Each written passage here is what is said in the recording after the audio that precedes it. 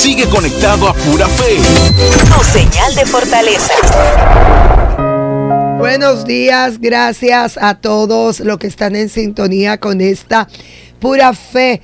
De milagro en milagro seguimos orando por todos los que en este día amanecieron con una urgencia familiar, de salud, económica. Oramos para que la desesperación, el luto y la dolencia en el nombre de Jesús sea quitada de su vida. Que hoy usted pueda sentir el peso de gloria de la presencia de nuestro Señor y Salvador Jesucristo sobre su vida, trayendo aquella paz, trayendo aquella confianza y devolviendo la salud en aquellos que tenemos fe y que sabemos que somos hijos de un Dios que es vivo, que tiene poder, que lo sabe todo, que lo hace todo y lo ha dado todo por nosotros. Aquel Dios que sana, que salva y que guarda de nuestras vidas. Hoy estamos en compañía en esta mañana del pastor Ariel Castro. Pastor, buenos días, Pura Fe. Buenos días, pastora. Que Dios le bendiga y le guarde. Dios le bendiga más. Un placer estar con ustedes. Qué bueno ya el término de este año. Así es, así es. Hablar de compasión. Amén. Una palabra que muchas veces se nos olvida en la vida secular, en el afán de la vida, en lo corre de este término del año, de fiesta, de comida, de supermercado, de salones de belleza. Es. Bueno, el individualismo y el egoísmo humano son dos grandes gigantes que impiden que el ser humano sea compasivo. Sin embargo, en la Biblia tenemos un modelo de compasión que es nuestro Señor Jesucristo. Y la compasión se basa en servir a los demás. Eso es así. Esa es la motivación y la intención correcta. Hay una falsa compasión también. Vemos los fariseos, ellos oraban, ayunaban, daban limosna, pero su motivación era la incorrecta. Entonces Jesús reprueba ese liderazgo y esa forma de mostrar compasión, aquella que se hace de manera interesada. La verdadera compasión está motivada por la empatía y el amor. Es con el objetivo de que el que está sufriendo se le pueda alivianar su sufrimiento. Entonces, el mundo carece de compasión. El mundo carece de la práctica compasiva que nace de la piedad, del temor a Dios y de tener intencionalidad de afectar positivamente nuestros alrededores. Incluso hay gente que dice, usted no va a cambiar el mundo, sí, pero pequeñas cosas en pequeños lugares, cuando tú las sumas, da grandes resultados. Y para poder traer esos cambios es necesario ser compasivo. Sí. Y sobre todo en esta época del año donde muchas personas, a un cristiano creyente y no creyente, como que se siente a flor de piel la ayuda. Me he encontrado con tanta gente en las calles, en los lugares donde siempre visito, a los hombres, a las mujeres, y me encuentro tantas personas que ni siquiera son creyentes, llevando alimento, compartiendo lo que son, siguiendo sobre todo las huellas de Jesús, porque esto es una práctica y una enseñanza que solamente nuestro maestro enseñó a través de la historia. Así es. Bueno, en la Biblia vemos que Jesús recorría las ciudades y las aldeas, predicando, enseñando y haciendo milagros, y todo esto él lo hacía por compasión. Cuando él veía las multitudes, dice la escritura que tenía compasión de ellas porque eran como ovejas sin pastor. Eso es así. Y nos preguntamos, pero no había un liderazgo espiritual en aquellos tiempos. Sí, pero no era un liderazgo compasivo, era un liderazgo materialista que respondía a intereses del imperio romano. Sin embargo, Jesús vino a traer los intereses de su Padre, y los intereses del Padre es que la gente conozca la salvación, y para que la gente conozca la salvación hay que predicarla. O sea que podemos decir que predicar, hablar de Jesús, enseñar de Jesús y usar los recursos que Dios nos ha dado para sanar a los quebrantados de corazón, para ayudar a la gente en su proceso de sanidad, emana de un corazón compasivo. Entonces la práctica de la compasión hace que las cargas pesadas que llevan las personas se alivianen. Es más que un sentimiento, nace como un sentimiento la compasión, pero es más que un sentimiento, es una práctica. Y esa práctica tenemos que comenzarla a ejercer con nuestra familia, con nuestros vecinos, en nuestros lugares de trabajo y en los lugares donde Dios nos permita ejercer influencia. La gente no se interesa tanto en lo que sabemos, sino en lo que hacemos. Y muchas veces nosotros queremos impactar con el conocimiento, pero el conocimiento que no se lleva a la práctica sencillamente es teoría. Y el evangelio no es teoría, el evangelio es práctica. Tú ves a Jesús acercándose al leproso, a la prostituta, acercándose al samaritano. O sea, Jesús viene a romper patrones de discriminación, va a los lugares donde nadie va, habla con personas con las que nadie habla, se acerca a personas que nadie se acerca a ellos, porque el evangelio es inclusivo, el evangelio no rechaza a ninguna persona. Lo que pasa es que en el evangelio hay transformaciones que se tienen que darse en el individuo, pero en el evangelio hay lugar para el alcohólico, para el adúltero, para el que tiene una vida promiscua, para el homosexual, porque Cristo murió por todo, Cristo se entregó por todo, su amor es por todo y para todo, y esa compasión está a la disposición de todo aquel que quiera tener una relación profunda y personal con Él. Así que la compasión del Señor la vemos cada día Dios te da un mensaje de una nueva oportunidad. Una oportunidad de cambiar, de aprender de los errores del pasado, de reinventarte como persona, de redirigirte. Y tristemente muchas veces no podemos ver la compasión de Dios porque vamos muy rápido. Estamos viviendo en un tiempo de la inmediatez. Y ahorita usted decía que en este tiempo la gente se deja envolver, el consumismo, el individualismo, la gente está ensimismada en sí misma. Y a veces un hijo está pasando por un proceso y los padres no lo saben, porque solamente están enfocadas en asuntos materiales, que no es malo, pero hay áreas de la vida humana que no se suple con un regalo, con una transferencia, con una tarjeta de crédito. La compasión muchas veces tiene que ver con detenerte y escuchar a alguien, prestarle tu hombro a alguien. No solamente tiene que ver con cosas materiales. Y le digo esto, pastora, porque yo salgo de noche a predicar a las calles y veo mucha gente, muchos jóvenes, muchos adolescentes en una vida totalmente de autodestrucción. Y nosotros tenemos la tendencia a juzgar a estas personas, pero estas personas tienen una historia. Muchos de ellos son víctimas, muchos de ellos vienen de hogares violentos, de hogares donde no hubo una figura paterna que le diera ejemplo.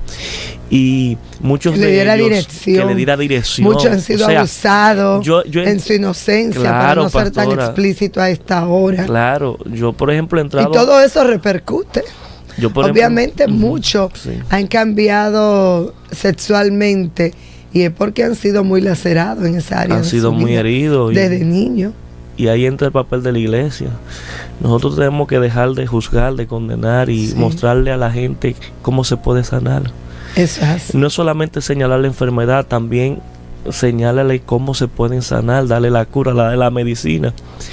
Y yo he entrado a lugares de corrupción donde, por ejemplo, le voy a dar un testimonio. Entré a un lugar donde ahí se venden sustancias controladas y cuando entro, lo primero que me dice un adolescente es que le diera un abrazo.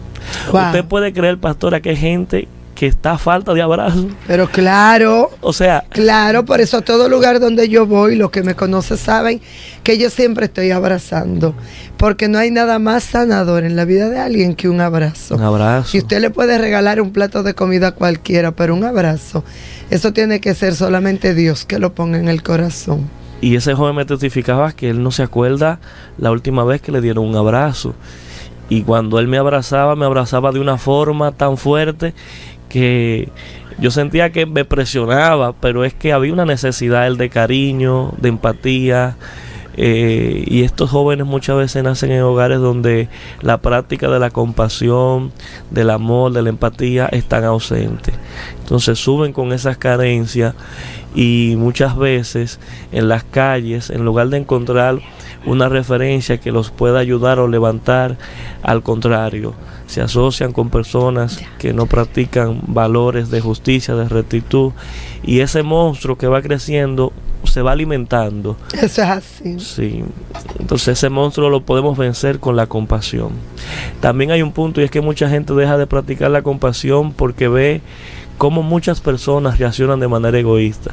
Dicen, no, yo era bueno y hacía esto, pero fulano me falló y eso me cambió. Y es que lo que tú hablas de ti. Si alguien te falló, si alguien te hizo un daño, no está hablando de ti, está hablando de quién es esa persona. Pero no podemos dejar de practicar la compasión independientemente de cómo sea el ser humano. Lo que hay que hacerlo con sabiduría.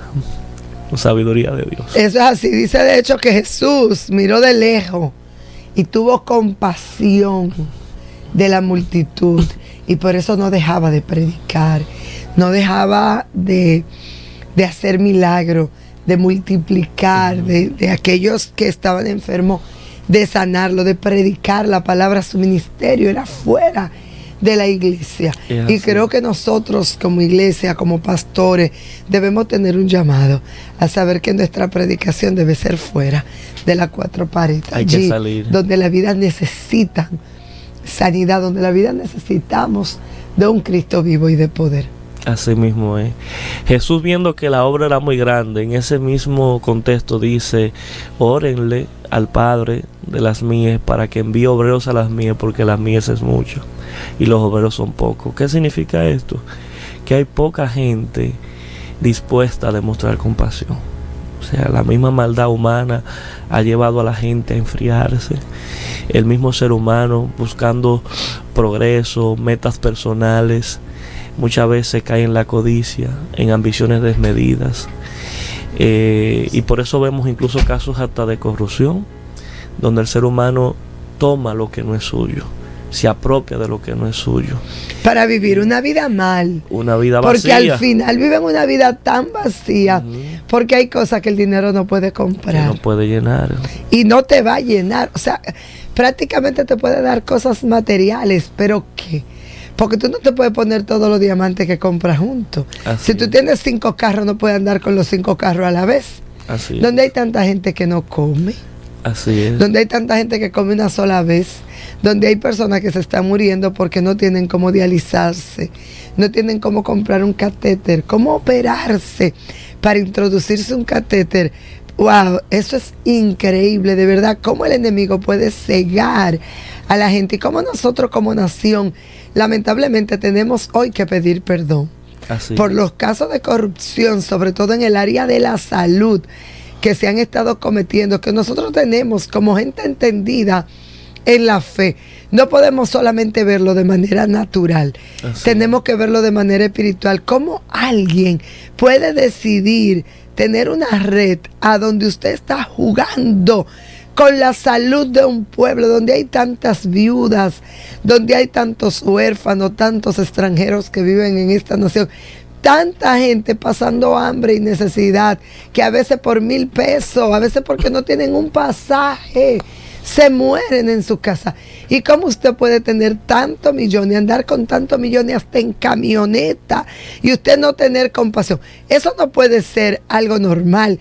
Eso tenemos que verlo, que el enemigo ha tomado esa silla de poder, ha tomado esa silla de autoridad, y todo lo que es compasión está anulado, porque usted no puede sentir satisfacción de ir y comer y que una comida natural te quite el hambre por aquella necesidad de tantas vidas que no conocen lo que significa tener dolor. ¿Cómo usted puede jugar con el dolor de alguien?